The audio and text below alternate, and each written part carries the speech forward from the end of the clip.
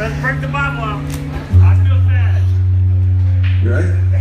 We good? We're gonna be good? I don't want to have to yell at each other. Let's do it. Bring it, brother. So here's the thing, is we all know this weirdness, this heaviness that comes upon us. Well, where does it come from? What is it? It's just life gets tough? Sometimes, yeah. Some crappy stuff has happened to many of you. I don't know your stories, and you don't know mine either. But this is a commonality we have, this weariness. And there's something that Jesus said, is he said, come, all you who are weary and heavy laden, come to me and I'll give you rest. That sounds like a great invitation. It sounds like a great thing. That the God of the universe who came, humbled himself, became flesh and bone like this. Became a body, entered a body like this.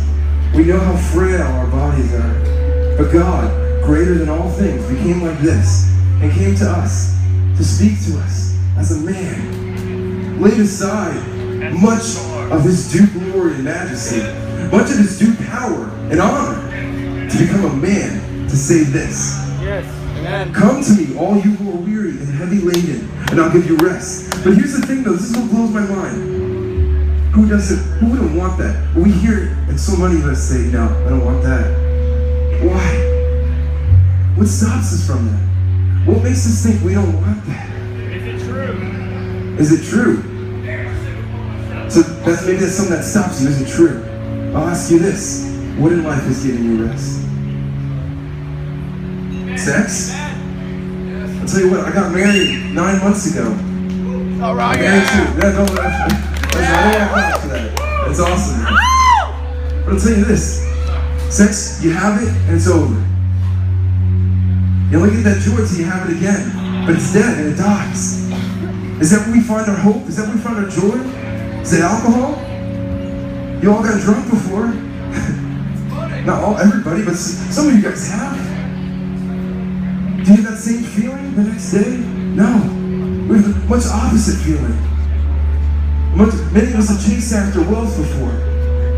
But what happened? You eventually lose it or you spend it and it's gone. What is it that we're chasing? What is it that we think is going to give us that rest? We have the God of the universe who says, come to me. He puts no requirement on you. He doesn't say, hey, clean up. Figure life out a little bit more. You need to make sure you know the right Bible answers. Memorize some verses and then come to me. He doesn't say that. He doesn't say try and conquer your addictions. Hey, if you're struggling with lust, young guy who's looking at porn, young woman who maybe gives herself away every weekend to another man, does he say conquer that addiction and then come to me? He says no, come to me all you who are weary and heavy laden.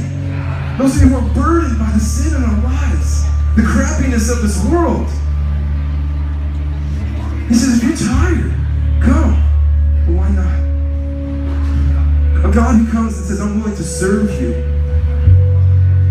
And I'm not talking about money. I'm not talking about wealth or fame or position. He says, I want to come and serve you in this way. I want to come and do something you could never do.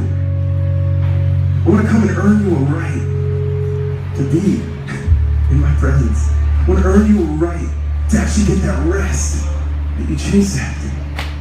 And none of us can rest. And here's the thing that hangs over our heads. Let me tell you, the thing that causes us to be most weary is we know from our birth we're not right with God. We do whatever we can to run from Him. We do whatever we can to chase after vain pleasures.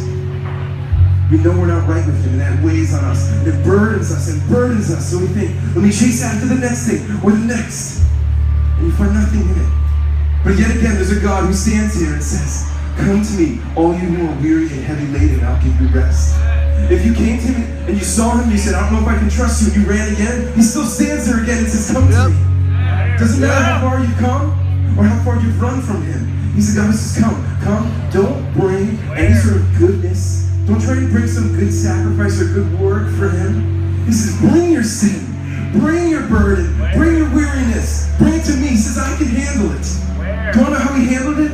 Because he went to that cross and he handled it. And he suffered and bled for people like us. And you want to know how he handled it? Is that he didn't stay dead.